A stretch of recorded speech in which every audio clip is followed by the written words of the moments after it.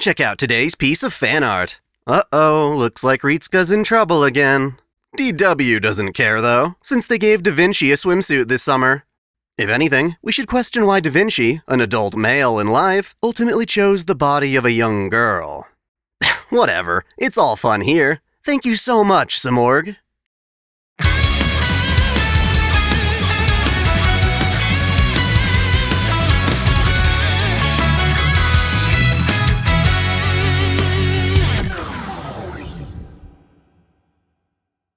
Welcome back to OtakuDaiKun, Dai here.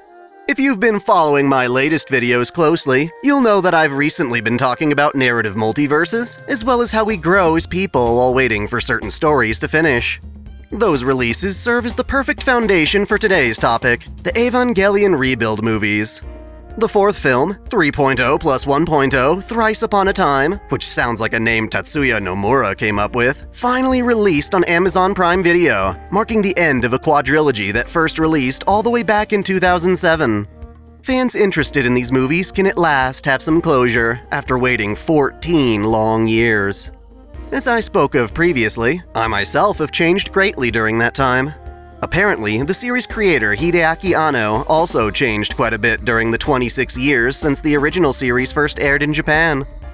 From what I've read, Anno was suffering from severe depression while creating the first anime, and it's fair to say that these rebuild films are his take on the story now that he's had plenty of time to cope. One thing I hardly touched on in my previous video is what it's like creating a given work over the span of many years. Just as we fans grow up and change perspectives on life, so too can the artists who make the stories we love. I wouldn't be surprised if that was part of why these films took so long to actually arrive. It's quite possible that what Anno wanted to make at first morphed a lot during production. Thankfully though, he's not one to condemn his previous works, at least not enough to try and erase the original series and end of Evangelion, which many fans and critics consider to be a masterpiece, one of the best anime ever made. Rather, Anno avoids stepping on the original's toes by making his rebuild movies take place on an alternate timeline, freeing himself up to revisit the same basic tools and characters in a completely different light. These films change parts of the lore, the overall tone, the thematic elements, visual aesthetic, and actual plot points so that we can watch Evangelion like never before. That said, expecting us to be patient for so long is pretty arrogant, but judging from how well the films are doing on Amazon, it seems it all panned out, and reception to the film is overwhelmingly positive. We've even got the crowds who normally complain about the film's fan service on board, praising the rebuild for possibly implying Rei Ayanami is non-binary. Don't worry, we'll get to that. Honestly though, I couldn't care less what Anno was trying to accomplish with these movies. To an extent, Evangelion's massive fame made it transcend even his vision, with fans taking ownership of their experience with the story. It was intentionally vague and mysterious, allowing fans to formulate their own opinions and interpretations. Perhaps Anno may have felt some of these interpretations were false, but trying to control such things is out of his hands. Thus, just like the original I love so dearly, I want to scrutinize these rebuild films using my own criteria. If you want my opinion in a nutshell, I can safely say that I don't think these rebuild films come even remotely close to matching the artistry that Gainax originally put out. Much of it is a pale imitation at best, mimicking what the original did, but doing it worse despite having access to better technology. My god, the CG is atrocious! That's not to say these films aren't worth your time, however. They're definitely a spectacle, and as multiverses do, this new timeline shows us a lot of amazing, dramatic sides of the characters that fans can embrace. Nightmare CG aside, the 2D art is brilliant, and it's clear a ton of love went into making it. To avoid talking in general terms though, I'll have to actually engage with the material, which means there'll be spoilers ahead.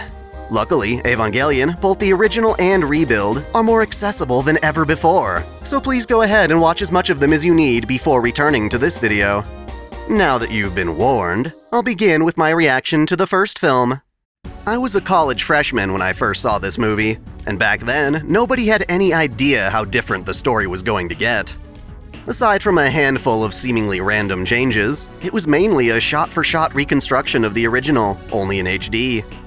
That was exciting for the time, but now that we have the original series in Blu-ray quality, that novelty is mostly worn off, leaving behind a rushed version of the show's initial episodes without the breathing room that made them so atmospheric. Nonetheless, they were doing things differently, with small changes that would later expand and explode in our faces. Some things, like the fact that Lilith's mask no longer has 7 eyes, don't seem to be all that significant. However, there are huge cameos, such as Kaoru being introduced very early, chilling out on a moon base operated by Seele. Well damn, I sure don't remember a friggin' moon base, and if there were such a thing in the original, they never showed it. The narrative focus of this movie is around Shinji and his growing affection for Rei, and vice versa, but it comes off as a bit clumsy given the shorter runtime. A more pressing matter is that it appears Gendo, the worst father on the friggin' planet, is actually planning to hook Shinji and Rei up, implying it's part of his larger scheme. Overall, the movie was very tame, with the few unfamiliar elements it presented just coming off as quirky without knowing any better. The second film, on the other hand, begins to really strut its stuff, taking full advantage of the new timeline. It continues to focus on Rei as she develops more of her humanity, this time adding Asuka to the mix as a romantic rival. Together, they have some fun antics that function as both fan service and world building. For instance, Kaji takes the teens to a nature preserve that has been able to recreate the state of the Earth before the second impact, showing us just how much the world has changed. Then there are silly things like Asuka getting scared out of the bath by Pen Pen, repeating the comedic skit from the first film. The camera is more bold and aggressive with the fan service this time too. I consider that a win, but it does make me feel like the movie's kinda just messing with me. In a very loose sense, it covers the next few angel encounters while sprinkling in some key changes to the original story. For one, Asuka's last name is no longer Langley Soryu, but rather Shikinami. This doesn't mean jack shit at first, but by the end of the films we learn that, similar to Rei, this timeline's Asuka is actually a clone. That's right, her whole backstory about her delusional mom, who tries to kill her before committing suicide, is entirely absent.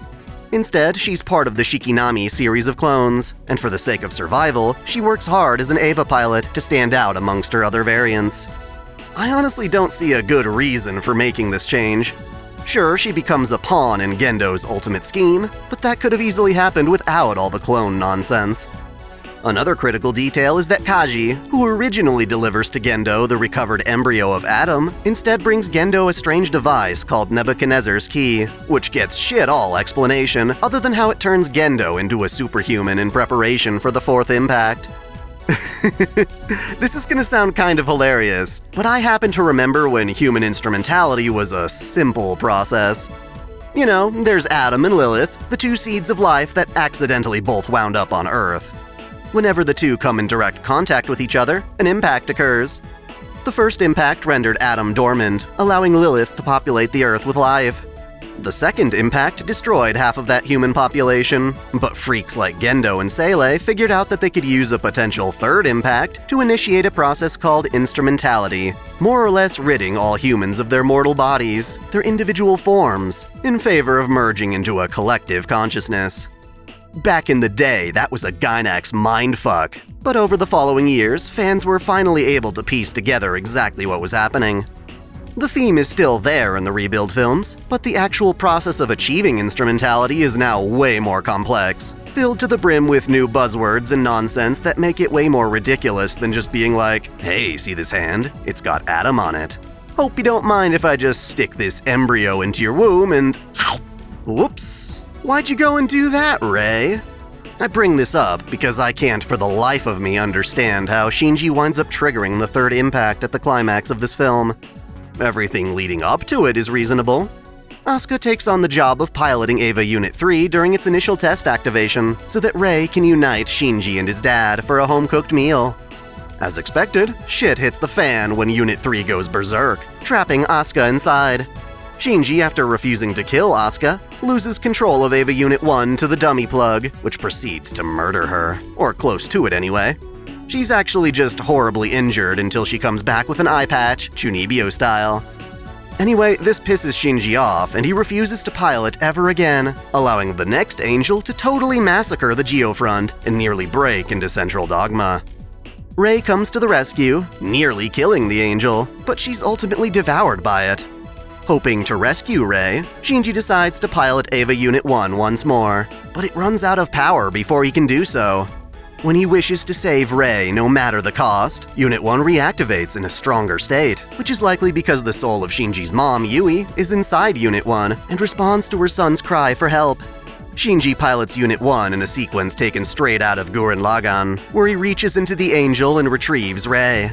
While this looks like a pleasant reunion, it somehow causes Unit 1 to go Super Saiyan, initiating the third impact. Rather than trying to unite Adam and Lilith to initiate the impact, all that was needed was for Shinji to have a strong enough emotional determination to trigger Unit 1's transformation. Well, that's certainly new. Apparently, all of this unbelievable shit is happening according to Gendo's plan. What a manipulative bastard. Anyway, before the impact actually occurs, Unit 1 is struck by a lance wielded by Kaoru, presumably putting the situation on ice.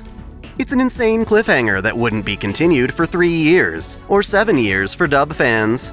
From what I've heard, this was because Funimation screwed up the dub first time round.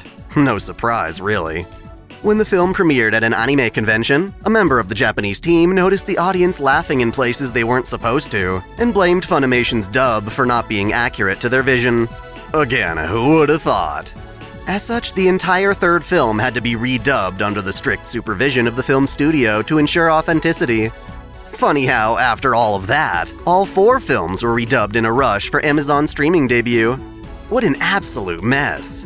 Between that and Rei's voice, Amanda Wynn Lee, being a really toxic person to fans, I highly recommend you just go sub. Perhaps the biggest benefit of doing so is you get to hear Maya Sakamoto playing the Rebuild's new pilot, Mari Makinami Illustrious. Her performance is playful and a bit unhinged, much like how she plays Da Vinci in Fate Grand Order. For as cool as that is, I can't help but feel Mari's a nuisance to the story. I didn't mention her till now because, well, I could just as easily imagine this entire story going just as well without her. She debuts in the second film, and first meets Shinji as she smacks tits first into his face during a parachute landing. She's got her own action sequences, but in terms of the core narrative, she's completely unnecessary. It seems Anno tries to play her up as this super cool, competent pilot that is integral to Rebuild's story, but I couldn't shake just how forced it all seemed. It's actually really similar to how Persona 5 Royal tried to seamlessly integrate Kasumi into the story. In the end, she just never felt like part of the crew to me. Heck, Mari doesn't even talk to Shinji in person again until the 4th film, and even then, he only recognizes her as the girl who titty-smacked him. Apparently, she was a friend of Shinji's mom, Yui, back when they were all scientists. Her true name is Maria Iscariot, but she abandoned that name when she became an unaging Eva pilot. If teenage MILFs are your thing, that's great, but aside from her upbeat personality and gratuitous fan service, there's really not much appeal considering her fight scenes are really unimpressive thanks to the CG used for the Evas. With that tangent aside, let's talk about the third film. From here on out, almost everything is completely different, and again, I'm generally for it, or would be if the execution were better. The story takes a 14-year time skip. Both Shinji and Rei, following the end of the last film, were preserved inside Eva Unit 1, while everyone else had to live on. Our man Kaji sacrificed himself as an added measure to stop the third impact, but not before getting one last romantic night with Misato. I feel this aftermath isn't done justice, as we're left guessing what exactly happened based on a vague shot of Lilith being decapitated. The storytelling is as irresponsible here as the TV release of the original series, which failed to show Gendo's hand with Adam's embryo. Like, we need more of those details to get on board. Anyway, while the third impact was ultimately stopped, it still wiped out most of the planet, polluting the land to the point where it's uninhabitable. Despite this, technology is advanced by leaps and bounds, with both Evas and ships being able to fly out into space with relative ease. Misato gave birth to her and Kaji's son, and thanks to Kaji's spy work, she was able to take command of one of NERV's battleships, powering it with Eva Unit 1 at its core.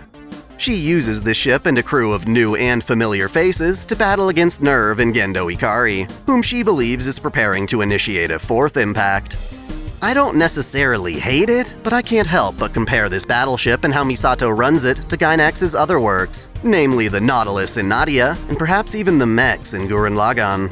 I wouldn't call it lazy, but it's also pretty unoriginal. A lot of the airship combat scenes feel drawn out and unnecessary. Anyway, Misato's organization Vile helps on a humanitarian front as well, installing devices across the Earth that ward off the pollution. This allows Shinji's friends, Toji and Kensuke, to survive all this mess. They're forced to grow up fast and work to maintain a village. Toji marries the class rep Hikari, and together they have a baby. Toji's little sister, Sakura, becomes a medical officer for Vile. The organization seems noble, but by this point, Misato's paranoid about trusting Eva pilots, feeling especially guilty for cheering Shinji on as he accidentally started the third impact. Because of this, she doesn't feel she has a right to be a mother, and to stay dedicated to her fight against Gendo, she has her son taken care of by the villagers. To prevent the Eva pilots from their emotions going out of hand, she has both Asuka and Mari wear special collars that she can detonate in an emergency, popping their little heads off their bodies. Eventually, she's able to recover Shinji from Unit 1, but Rei is still stuck inside, her soul chilling alongside Yui's. Even though Shinji finally grew a pair and fought for his own convictions, it unfortunately killed another huge chunk of humanity. As such, everyone seems to hate him, or at the very least, never want him touching another Eva. Naturally, he too gets an explosive collar, and is kept in isolation. Misato's too busy fighting Nerve's mass-produced Eva drones to properly fill him in. He doesn't believe that he failed to save Rei, and he denies responsibility for all the people who died. While he's glad Asuka's still alive, she's pissed at him because he refused to either fight or rescue her when Unit 3 went crazy. Despite being treated like garbage, Shinji still wants to be useful, but Vile won't dare let him pilot an Eva. This prompts him to flee Vile when a different Rei Ayanami clone shows up with Unit 0 to rescue him.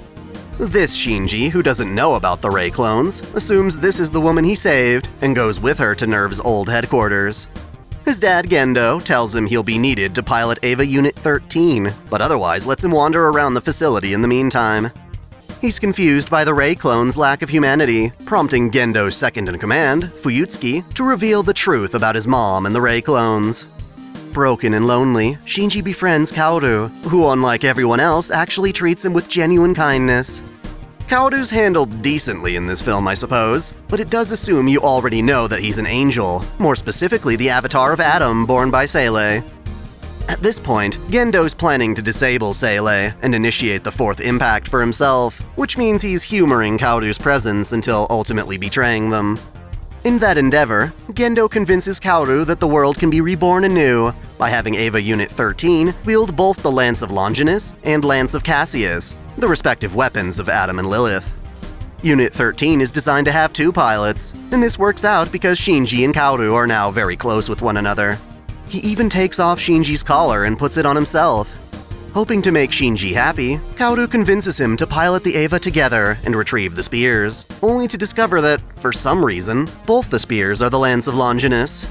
Kaoru's confused as to why this is, and asks Shinji to fall back, but before he can figure it out, Shinji takes control of the Eva and nabs the spears without thinking, nearly starting another impact. During this time, Gendo also shuts down the old Seele, and because we don't get to see its leader in person, it seems like Seele only lives on in an artificial state. Considering Gendo's the only one wanting instrumentality at this point then, it makes sense that the other pilots show up and try to stop this fourth impact. Kaoru, especially, decides to use this as a chance to stop the impact by having Unit 13 impale itself with the spears and allowing the collar on his head to explode. In a burst of blood, Kaoru dies, once again totally traumatizing Shinji. So yeah, apparently it's possible to make copies of the Lance of Longinus. We technically saw this in the end of Evangelion with the mass-produced Evas. What isn't explained is how Unit 13 retrieving both lances has anything to do with starting another impact. I wouldn't mind learning the rules for these new systems, but until they make some spin-off PlayStation game with a built-in database, like they did for the original show, critical details are just gonna remain speculative for now. One thing is certain though, and it's that Kaoru stopped the fourth impact, for now anyway.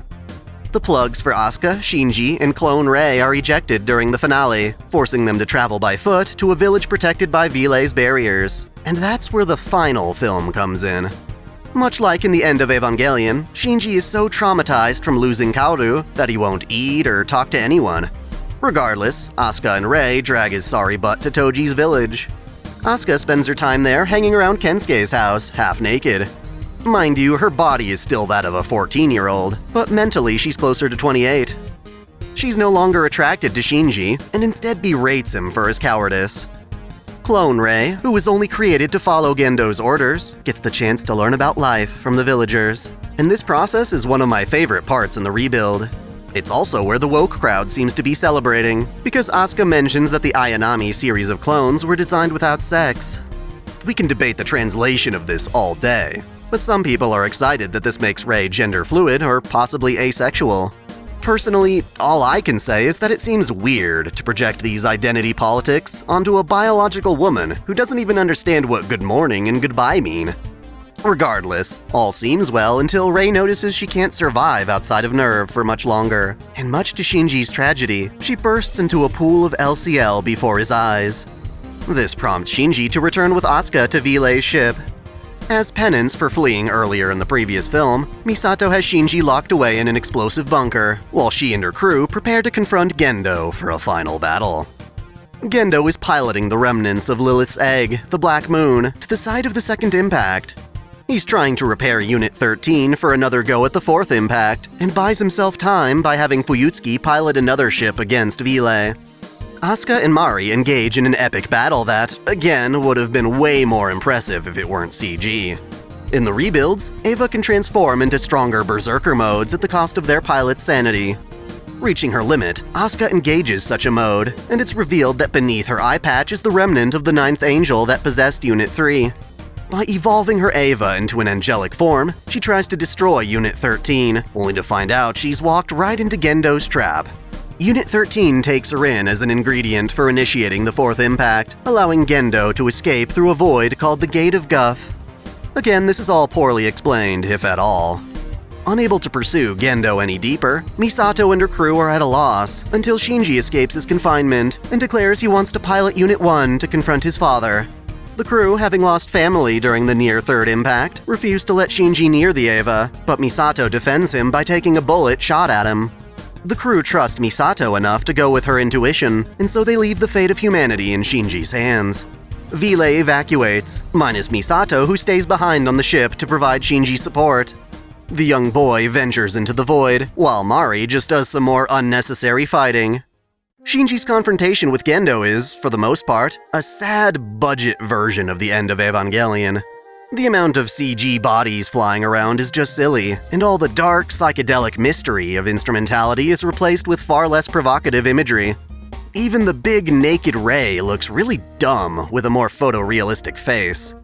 The only thing I think it does well is how Shinji finally reconciles with his father. He learns about Gendo's loneliness, his rejection for the world, and how Yui was the only pillar in his grim existence.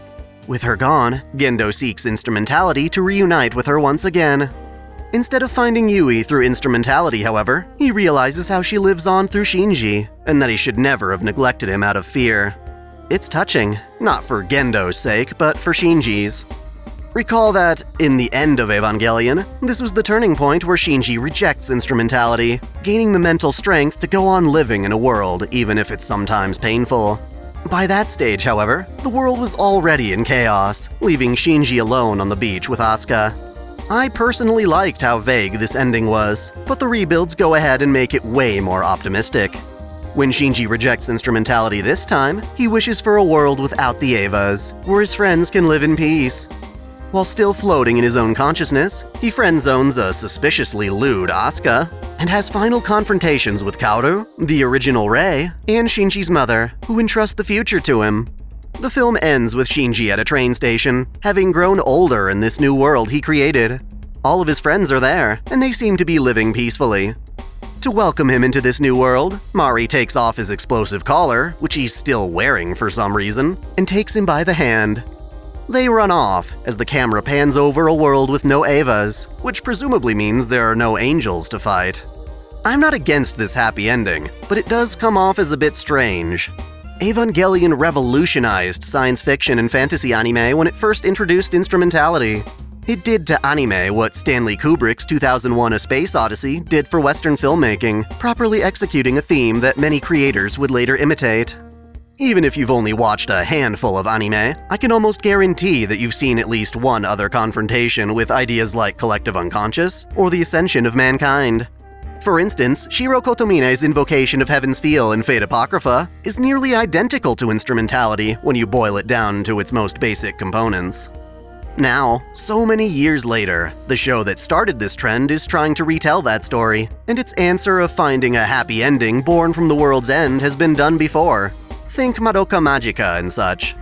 They tried to reinvent the wheel, but because so many iterations of the story have come up since then, the rebuild's attempt feels underwhelming. This is ironic because these films really try to one-up the original story in terms of spectacle. Anno added more characters, more fights, more convoluted lore, but sadly none of it can hold a candle to the simplicity and elegance the original had, and still demonstrates to this day. Since the film's release, Anno has apparently stated that, while not planning to make any more Evangelion stories, he hopes it can become like the Gundam franchise, in how it can be revisited again and again through different adaptations. Given what I've talked about regarding multiverses, I think that's a totally reasonable approach. I guess I don't really mind the prospect of having new EVA works come out. What I am sure of, however, is that none of these newer works are going to replace or even compare to the masterpiece of the original, at least so long as they remain so grandiose and outrageous. Bigger doesn't always mean better, just as having an entire fleet of miniature Death Stars doesn't actually make a story more epic than a more humble setup, executed with grace. So yes, that's what I make of Rebuild of Evangelion. I'm happy to put this 14-year chapter of my life to rest. How about you guys, though? The comments are open and waiting for you to share your thoughts. Thanks for watching! If you enjoy this channel, help us grow by liking, commenting, sharing the video, subscribing to OtakuDaiKun, and most of all, smashing that notification bell so you don't miss out on all of our anime discussion, lore, or Let's Play content. You can support us directly through Patreon, Subscribestar, or our YouTube membership, all of which come with benefits like exclusive vids and early access. As always, Celebrate your fandom!